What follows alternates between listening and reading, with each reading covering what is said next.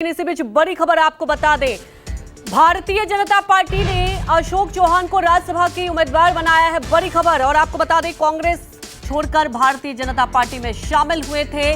बड़ी खबर यह है कि जेपी नड्डा को गुजरात से राज्यसभा उम्मीदवार बनाया गया है। बीजेपी ने राज्यसभा उम्मीदवारों की लिस्ट जारी की है। राज्यसभा उम्मीदवार बनाया है अशोक चौहान को। इस वक्त की बड़ी खबर, भारतीय जनता पार्टी में शामिल हुए थे और अब अशोक चौहान को बीजेपी ने राज्यसभा उम्मीदवार बनाया है। जेपी नड्डा को भी गुजरात से राज्यसभा उम्मीदवार बनाया है। भारतीय जनता पार्टी ने राज्यसभा उम्मीदवारों की लिस्ट जारी की गई है बीजेपी की तरफ से। और इस लिस्ट में सबसे बड़ी बात यह है, अशोक चौहान जो कि कांग्रेस छोड़कर भारतीय जनता पार्टी में शामिल हुए और उन्हें राज्यसभा उम्मीदवार बनाया है भारतीय जनता पार्टी ने। दूसरी तरफ जेपी नड्डा को भी गुजरात से उम्मीदवार बनाया है।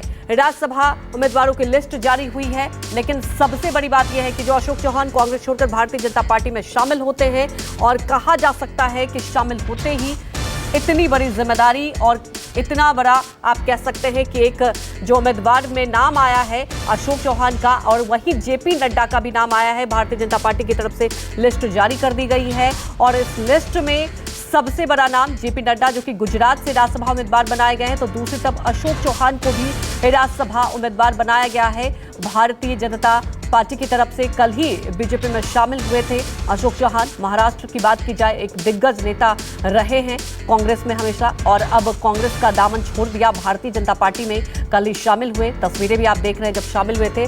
और आपको बता दें कि आज राज्यसभा उम्मीदवारों की लिस्ट जारी की गई है बीजेपी की तरफ से। इसमें अशोक चौहान को बीजेपी ने उम्मीदवार बनाया है, तो दूसरी तरफ जेपी नड्डा जो कि अध्यक्ष हैं और अब गुजरात से राज्यसभा उम्मीदवार बनाया गया है जेपी नड्डा को। इस वक्त की बड़ी खबर, महाराष्ट्र से अशोक चौहान को राज्यसभा उम्मीदवार बनाया गया, तो गुजरात से जेपी नड्डा को राज्यसभा उम्मीदवार बनाया गया है बीजेपी की तरफ से। बीजेपी ने लिस्ट जारी किया है और ये जो लिस्ट जारी हुआ तो महाराष्ट्र से देखिए एक सबकी निगाहें और सबसे बड़ी बात है, सबसे बड़ी खबर यह है कि अशोक चौहान को राज्यसभा उम्मीदवार बनाया है। कल ही बीजेपी में शामिल हुए थे और आज लिस्ट जो जारी हुई है राज्यसभा के लिए उसमें अशोक चौहान का नाम है। महाराष्ट्र से अशोक चौहान को ये जिम्मेदारी राज्यसभा के लिए नामांकन और राज्यसभा के लिए आपको बता दें कि उम्मीदवार बनाया गया है, तो गुजरात से जेपी नड्डा को उम्मीदवार बनाया गया है। ये अलग अलग तस्वीरें भी हम आपको दिखा रहे हैं और देखिए दूसरी तस्वीर जो है, जेपी नड्डा अध्यक्ष हैं बीजेपी के और अब बड़ी जिम्मेदारी ये मिली है और उन्हें कहा जा सकता है कि गुजरात से राज्यसभा उम्मीदवार बनाया गया है। आज ही बीजेपी की तरफ से लिस्ट जारी हुई है और इस लिस्ट में महाराष्ट्र से अशोक चौहान को उम्मीदवार बनाया गया है।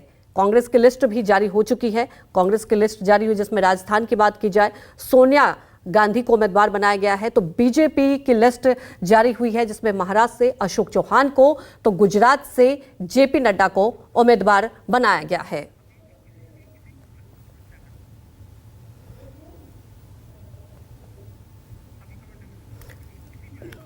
तो बड़ी खबर बता रहे हैं, राज्यसभा उम्मीदवारों की लिस्ट जारी की गई है।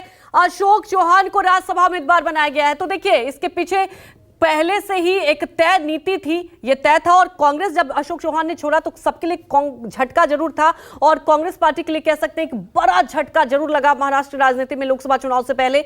और कल जब भारतीय जनता पार्टी में शामिल हुए, हालांकि ये खबर नहीं थी कि राज्यसभा उम्मीदवार बनाया जाएगा, लेकिन आज बीजेपी ने लिस्ट जारी की है और बीजेपी ने इस लिस्ट से सरप्राइज जरूर कर दिया है। अशोक चौहान को राज्यसभा उम्मीदवार बनाया गया है महाराष्ट्र से। तो दूसरी तरफ आपको बता दें, गुजरात से जेपी नड्डा को उम्मीदवारी